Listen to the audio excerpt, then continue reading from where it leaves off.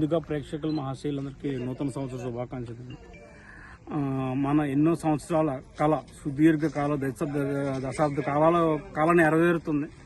మన జనవరి 24వ తారీఖున మన ప్రధానమంత్రి మోడీ గారిచే అంగరంగ వైభవంగా మన అయోధ్య రామ నిర్మాణం పూర్తయి మనం ఓపెనింగ్ చేసుకోబోతున్నాం సార్. అంతం కూడా దాని నిమిత్తం మన సత్యదేవ నర్సరీ అడిపులంక పుల్ల ఆంజనేయులు గారు వారి కుమార్ సార్ ఈ అయోధ్య రామ మందిర కూర్పుని మనం ఏర్పాటు చేయడం జరిగిందండి.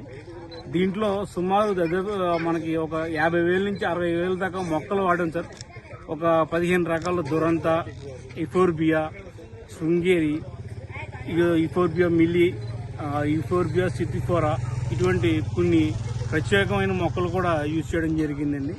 దీని ద్వారా ఏంటంటే సమాజానికి మనం చాటి చెప్పేది ఏంటంటే, మనం ఏ కార్యక్రమాన్ని మొదలెట్టేటప్పుడు ప్లాస్టిక్ వస్తువులు, ప్లాస్టిక్ పూలు వాడడం చాలా సర్వసాధారణం అయిపోయింది. దీన్ని అరికట్టే విధంగా మనం ఏ కార్యక్రమం మొదలెట్టినా పువ్వులతోని, మొక్కలతోని మొదలెట్టాలని ఒక మెసేజ్ ఇస్తుంటూనే తర్వాత ఈ ఓపెనింగ్ తర్వాత మనకి ఈ సంవత్సరం అంతా కూడా నిండుగా శ్రీరామ రక్ష మన యావత్ భారతదేశానికి ఉంటుందని కోరుకుంటూ నూతన సంవత్సర శుభాకాంక్షలు. శ్రీ సత్యదేవ నర్సరీ పుల్ల ఆంజనేయులు. ఎంతమంది కూలీలు? ఈ కూర్పుని దాదాపు మనకి ఒక 20 రోజులుగా దగ్గరగా మనకు ఒక 15 మంది కూలీలు పెడుతున్నారు సార్. దీన్ని అంటే దీన్ని చిన్న చాలా నియమనిష్టలతో, అంటే ఏ నీతి మనకు లేకుండా చాలా నియమనిష్టలతో కూడా ఏర్పాటు చేయడం జరిగింది సార్.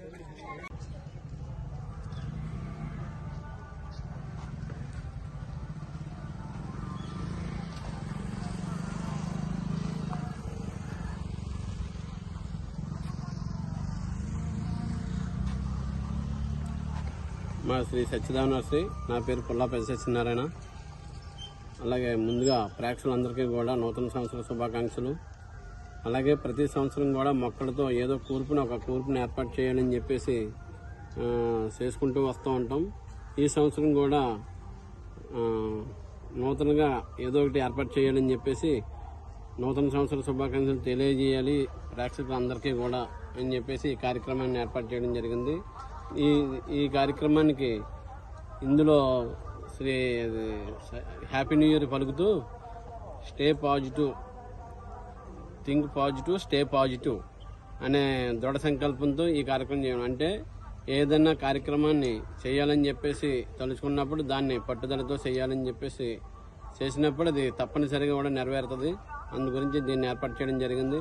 అలాగే ఈ కూర్పుకి అనేక రకాలైన మొక్కలు ఏర్పాటు చేయడం జరిగింది. దీనికి సుమారుగా 28,000 మొక్కలు పెట్టడం జరిగింది.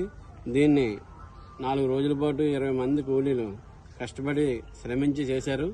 దీంట్లో ఆల్తనంతర గోల్డ్, ఆల్తనంతర గ్రీను, ఎరాతియం, అమరంతస్ మినీ, కోప్రస్ గోల్డ్, కొలియాస్ ఏర్పాటు చేయడం జరిగింది.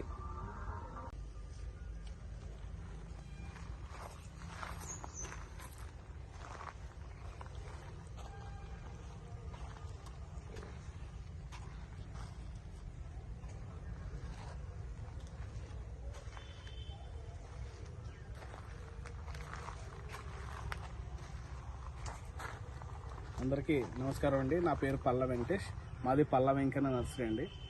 ప్రతి ఒకేషన్కి నూతనంగా మనకి ఏర్పాటు చేసిన ఈ కూర్పులో ఈ నూతన సంవత్సరానికి ఆహ్వానం పలుకుతూ ఇలాగా మొక్కలతో ఒక్క పువ్వు కూడా వాడకుండా ఈ కూర్పుని ఏర్పాటు చేసామండి. ఇందులో వెల్కమ్ 2024 అని పెట్టి శ్రీరాముని యొక్క బాణం రామ్ అని పెట్టామండి. ఎందుకంటే ఈ 2024 అనేది మన